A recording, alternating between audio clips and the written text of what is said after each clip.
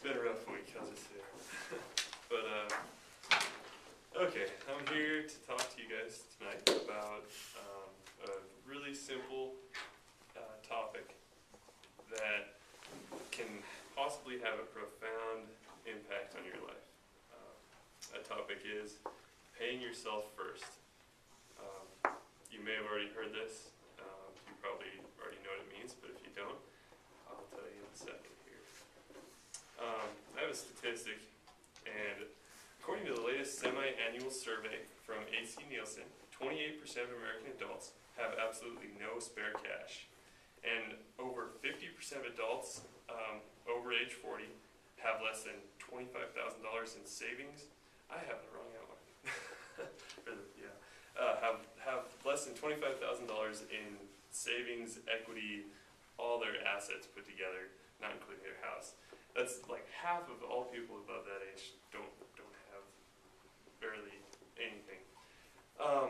What this means, though, is if something happens in their lives, like say they get hurt or they have an unexpected expense or something like that, they have to rely on like the kindness of others, and or just they have to find a way, or they're out on the street. You know, they have to find something to do. So they're kind of in a position where they have a lot to lose.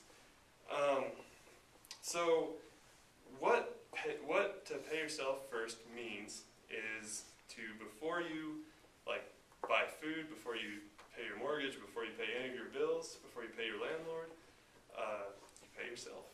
You just, as soon as you get your paycheck, you decide, you have an amount you decide, and you pay yourself that money, and you put that somewhere where you're not going to easily be able to get to it. I mean, it could be like a high return savings account or just a checking account, just somewhere where you don't use that for everyday spending. And what that does is it kind of gives you peace of mind. It does a lot of stuff, but you want to do that because it just, after a few months or even a couple of years, it is amazing how much it really, like, how much it'll build without you even knowing it, you know, and it's kind of a painless thing to do, but, you know, there are a lot of reasons not to do it too, because, you know, you always have debt you can pay off, or you always have, like, I want to buy a new car, or I want to go to Mexico, or just, you always have things you could spend the money on. But if you do this, it'll just give you so much, it'll kind of give you peace, and it gives you the ability to just to invest in things, and when opportunities come your way, you actually are able to take advantage of them. So it's something I've been doing for about 5 years now, and it's really just kind of blown my mind. Like, I bought a house, and I paid a 20% down payment on it, and I've paid cash for every one of my cars. I don't drive really nice cars or anything, but I've paid cash for each one of them, and you know, I've been able to try things. I mean, it gives you the ability to kind of learn how to invest your money, which is something it's a skill. It's hard to learn, but it's a neat thing to do. But yeah, again, it's really easy to pay yourself. Like, you can always say there's always something you'd rather do with the money that you have, but you know, normally people will pay everything they have to pay, and then with whatever's left over, they'll maybe put that in savings. And I did that for a long time too, and it never really seems to grow. You know, you never really seem to have much, because there's always something that you spend it on, or just something always happens. So putting it away kind of helps. But let's see. Pretty much, so what you need to do to pay yourself first is just kind of decide on an amount. You know, if you think that it's going to be really hard, start with 1%. So you make $1,000 a month, so you get a paycheck for $1,000, and that's how much your paycheck actually says.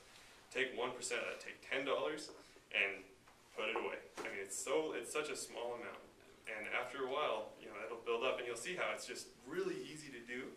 And you might start to increase that amount that you think you can put away, because it's neat to see that growing, and then you can do things with that. And yeah, so you decide on an amount, and then you try to make it so that amount gets taken out of your paycheck without you doing anything before you even see it.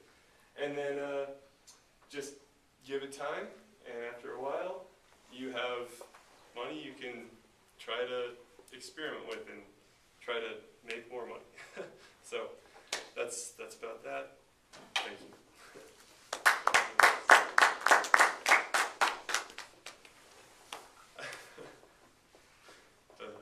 You seemed nervous right at first, but once you got into the depth of your speech, you seemed more comfortable, and Yeah, you were able to talk a little easier. Do you have a set of notes with you? Hmm? Do you have notes up there with you? I do, but just they're a lot better than last time. Like I just decided I'm not gonna have anything but a statistic and like my notes say like state topic, and then in the body talk about what it means, talk about why to do it, explain what it's done for me, explain what I've seen it do for others. So Because I mean, I noticed that you looked a lot down